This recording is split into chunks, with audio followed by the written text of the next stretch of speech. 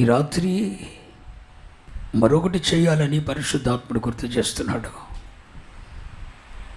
దేవుని సంకల్పమునకు ఎదురాడొద్దు. దేవుని ఆజ్ఞలకు లోబడకుండా దేవుడు చేసిన తీర్మానాన్ని నువ్వు తృణీకరించొద్దు. ఆది కాండము నుండి ప్రకటన గ్రంథం వరకు ప్రతిదీ దేవుడు రాసిపెట్టాడు. ఎలా ఉండాలో రాసిపెట్టాడు, ఏం తినాలో రాసిపెట్టాడు, ఏం చేయాలో ఏం చేయకూడదో రాసిపెట్టాడు. ఇదంతా మహోన్నతుని యొక్క తీర్మానం. ఈ తీర్మానమును మనం ఎదిరించేవారం కాకూడదు. స్తోత్రం చెప్పండి. కానీ ఈ 107వ కీర్తనలో 10వ వచనంలో ఒక మాట ఉంది. వీళ్ళట దేవుని ఆజ్ఞకు మాట్లాడండి, దేవుని ఆజ్ఞకు లోబడలేదట. అందరూ అనండి. అక్కడ ఉన్నమాట చేత చెప్పమని అంటే చూస్తారండి. దేవుని ఆజ్ఞకు లోబడలేదట. మహోన్నతుడు చేసిన తీర్మానాన్ని తృణీకరించాడట. మరి నువ్వు వచ్చేది ఎందుకు మందిరానికి? దేవుణ్ణి ఎదిరించడాక? నీ మీద ఆయన బెటర్ కాదు ఊరోడు. ఇంకా దేవుణ్ణి ఎరక్కోకుండా లోకంలో ఉండి ఎట్టగొట్ట బతికేస్తున్నాడు దేవుడు తెలవక. కానీ నువ్వు రక్షింపబడి మారు మనసు పొంది బాప్తిజం తీసుకొని ప్రభువులను ఆచరిస్తూ మరి నువ్వు దేవుని ఆజ్ఞను అనుసరించబడి ఎవడు అనుసరిస్తాడు? మహోన్నతుడు చేసిన తీర్మానాన్ని ఈ జీవగ్రంథంలో రాసి ఉంచిన దాన్ని నువ్వు ఎదిరిస్తే ఎవడు ఎదుర్కొంటాడు? ఎవడు దాన్ని పాటిస్తాడు? ఈ 107వ కీర్తన 10వ వచనంలో ఉన్న మాట మీకు అర్థమైందని అనుకుంటున్నా. దేవుని ఆజ్ఞలకు లోబడలేదట. మహోన్నతుని తీర్మానాన్ని తృణీకరించారట. అందరూ స్తోత్రం చెప్పండి. ఒకసారి నా వైపు చూసి దేవుని స్తోత్రం చెప్పండి. ఈ కోణంలో నీవున్నావా?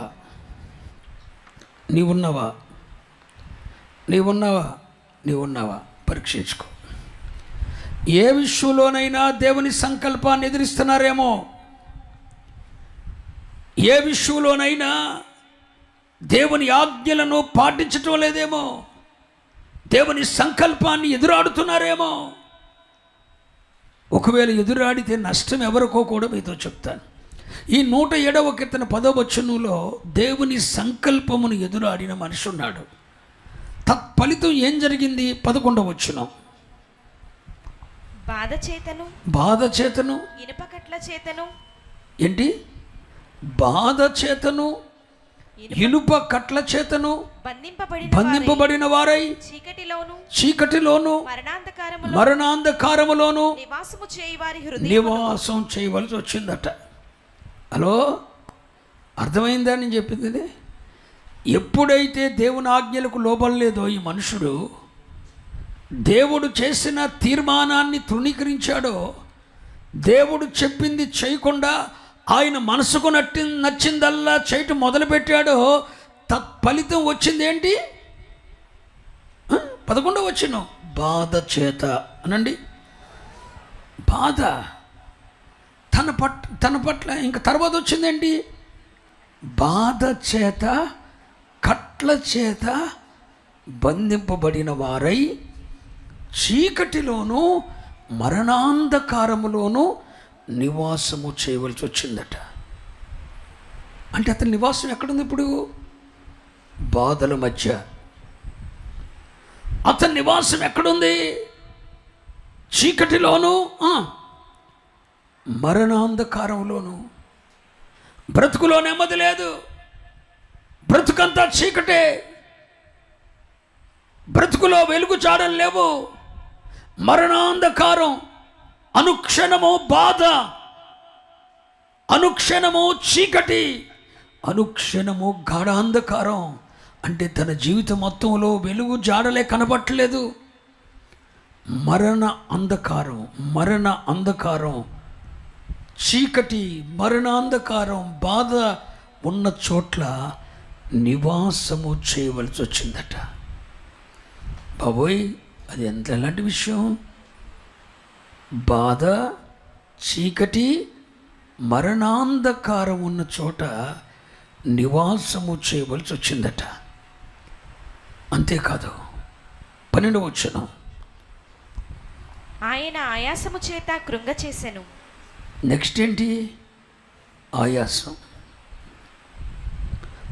దేవుడి ఆయాసం చేత కుంగ చేశాడంట. వారు కూలియుండగా దేవుడే కూలగొట్టాడట. సహాయుడు లేకపోయెను. పరిస్థితులన్నీ తారుమారైపోయినాయి. ఒకవైపు బాధ, మరొక వైపు చీకటి, ఎటు చూచినా చీకటి, వెలుగు చాడలు కానని స్థితి. రాత్రి పగలు కూడా వెలుగు చాడలు లేవు, మరణాంధకారం. మరొక పక్క చూస్తే మరణాంధకారం, మరొక పక్క చూస్తే ఆయాసం. వీటన్నిటి చేత కూలిపోయాడట.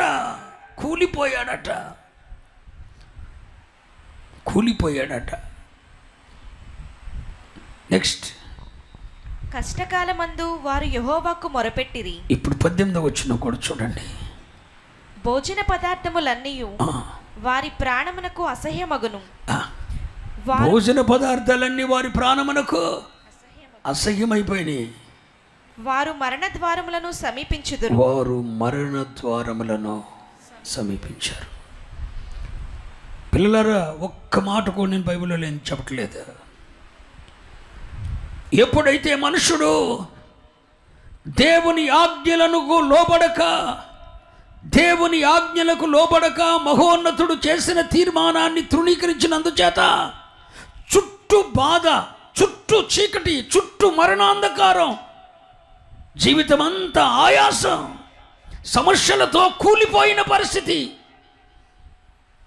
ఇవన్నీ కలిపి ఎక్కడ తీసుకుని వెళ్ళాయి? మరణ ద్వారమునొద్దకు. ఎక్కడికి చెప్పాలరా? మరణ ద్వారమునొద్దకు తీసుకొని వెళ్ళి. కానీ 11వ వచనం చూస్తే ఇలాంటి పరిస్థితుల్లో వెళ్ళిపోయాడట మనుషుడు. ఆ టైంలో సహాయము చేయవాడు ఒక్కడును చెప్పండి లేడు. 11వ వచనం చదవండి. బాధ చేతను ఇనుపకట్ల చేతను బంధింపబడిన వారై చీకటిలోను మరణాంధకారములోను నివాసము చేయి వారి హృదయమును ఆయన ఆయాసము చేత కృంగచేసెను. వారు కూలిపోయారు, సహాయుడు లేకపోయెను. హలో, పరిస్థితులన్నీ తారుమారైపోయినాయి. నా వైపు చూస్తూ వినండి.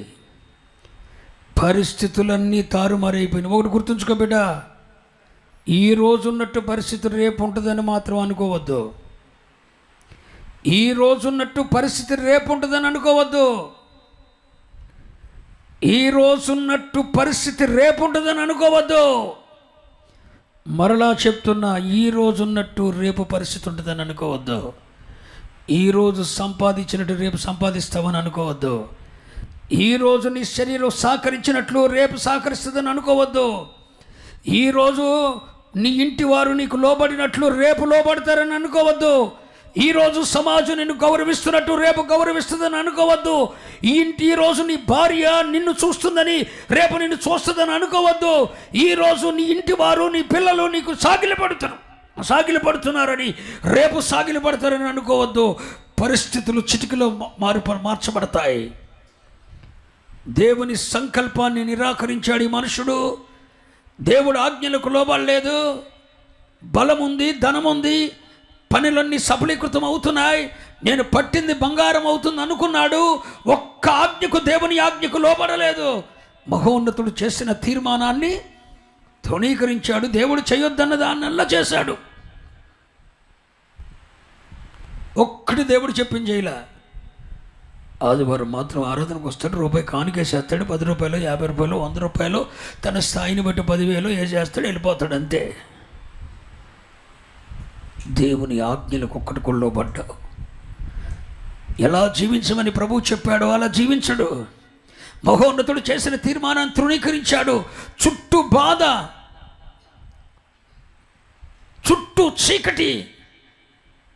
అరే, చుట్టూ చీకటి అంటే అది ఏంటి? చిన్న విషయం అనుకున్నారా? 24 గంటలు నువ్వు ఒక్కడే ఉండి చుట్టూ చీకటి ఉంటే పరిస్థితి ఎట్టుండదు? చుట్టూ చీకటి, నీ దగ్గర ఎవడుండో, తెల్లారలేదు, ఇక వెళ్తున్నదని నమ్మకోలేదు. పరిస్థితులు మార్చబడతాయి. ఒకవైపు బాధ, చుట్టూ చీకటి, చుట్టూ మరణాంధకారం, బ్రతుకులో చూస్తే ఆయాసం, అన్నీ కూలిపోయిన పరిస్థితి. వ్యాపారం కూలిపోయింది, వ్యవసాయం కూలిపోయింది, అన్నీ కూలిపోయిన పరిస్థితి. ఇవన్నీ తీసుకొని వెళ్ళి ఎక్కడికి వెళ్ళి మరణ ద్వారమునొద్దకు వెళ్ళాయి. నిన్ను మరణ ద్వారమునొద్దకు తీసుకొని వెళ్ళాయి. ఇలాంటి పరిస్థితుల్లోకి వెళ్ళినప్పుడట ఈ మనుషునికి సహాయము చేయవాడు ఒక్కడును లేడు. ఓ మంచి మాట చెప్తాను, గుండెల్లో రాసుకోండి. దేవుడు సహాయము చేయకపోతే, నీకెవడైనా సహాయం చేయాలని ముందుకు వస్తే, దేవుడే నీకు సహాయం చేయటం దేవునికి ఇష్టం లేదు. నీకెవడైనా సహాయం చేయాలని ముందుకు వచ్చాడు, సహాయం చేస్తానని మాట ఇచ్చాడు, కానీ దేవునికి ఇష్టం లేదు. నీకు సహాయం చేస్తానని ముందుకు వచ్చినోడు కూడా నీ దాకా వచ్చి సహాయం చేయకుండా జోగుతాడట. నీకు చేయడు, సహాయం చేయడు. అర్థమైందా? చేయడు. చేస్తానంటాడు, చేయడు. ఇస్తానంటాడు, ఈడు. చేస్తానంటాడు, చేయడు. పని జరుగుద్ది అంటాడు, పని జరగదు. ఎందుకంటే దేవుడు చేయట్లా. నేను చెప్తుంది అర్థం చేసుకోండి. సిల్లి కాదురా బతుకంటే. ఎప్పుడు ఎట్ట మారుద్దో తెలియదురా. దేవుని వాక్యం మీద మనసు పెట్టండిరా. పిల్లలు ఆలకించండి. దేవుని ఆజ్ఞను లోబడలేదు, మహోన్నతుడు చేసిన తీర్మానాలన్నీ తృణీకరించాడు. తత్ఫలితం చుట్టూ బాధ, చుట్టూ చీకటి, చుట్టూ గాఢాంధకారం, జీవితం అంతా ఆయాసం. ఆయన భోజన పదార్థాలు ఆయనకి 18వ వచనం అసహ్యం. నెక్స్ట్, ఈ పరిస్థితులన్నీ ఎక్కడికి తీసుకుని వెళ్ళి మరణ ద్వారమునకు తీసుకుని వెళ్ళి, ఇలాంటి పరిస్థితుల్లో ఎవడైనా సహాయం చేస్తాడనుకుంటున్నాడు, కానీ సహాయము చేయవాడు 11వ వచనం ప్రకారం సహాయము చేయవాడు ఒక్కడు లేడు. పరిస్థితులు ఒక్కసారిగా మార్చబడ్డాయి. జీవితం నిస్సహాయ స్థితికి వెళ్ళింది. 10 ఎకరాలు సంపాదించినోడే, కానీ ఈరోజు సహాయం చేసేవాడు ఎవరు లేడు. కొడుకు సాయం చేయడు, కోళ్ళ సాయం చేయడు, కూతురు సాయం చేయడు, అల్లుడు సాయం చేయడు, భార్య సహాయం చేయదు, భర్త సహాయం చేయడు, వ్యాపారం సహాయం చేయదు, తన చేతి కింద పనిచేసేవారు సహాయం చేయరు. పరిస్థితులు మార్చబడ్డాయి. ఇంతటి నిస్సహాయ స్థితికి మనిషి వెళ్ళటానికి గల కారణం ఒకటే, దేవుని సంకల్పాన్ని ఎదురాడాడు. దేవుని సంకల్పాన్ని ఎదురాడాడు కనుక ఈ మనిషి ఏ స్థితికి వెళ్ళిపోయాడు? మాట్లాడరేంటండి? నిస్సహాయ స్థితికి వెళ్ళాడు. ఎక్కడికి? నిస్సహాయ స్థితి అంటే ఏంటి? ఎవడు సహాయము చెయ్యని స్థితి. నిస్సహాయ స్థితికి వెళ్ళిపోయాడండి. ఈ రాత్రి మీ పరిస్థితులు ఆ దగ్గరికి రాకమునిపే, మీ పరిస్థితులు నిస్సహాయ స్థితికి రాకమునిపే, ఈ రాత్రి దేవుని సేవకునిగా మిమ్మల్ని బ్రతిమలాడుతున్నా, వాక్యమనే నీటితో మీ పాదములను శుద్ధీకరిస్తూ, మీ పాదాలు కడుగుతూ, ఏమో ఈ వర్తమానం తర్వాత ఎవరి జీవితం నిస్సహాయ స్థితికి వెళ్ళబోతుందో నాకు తెలియదు. నీకు రాదని అనుకోవద్దు.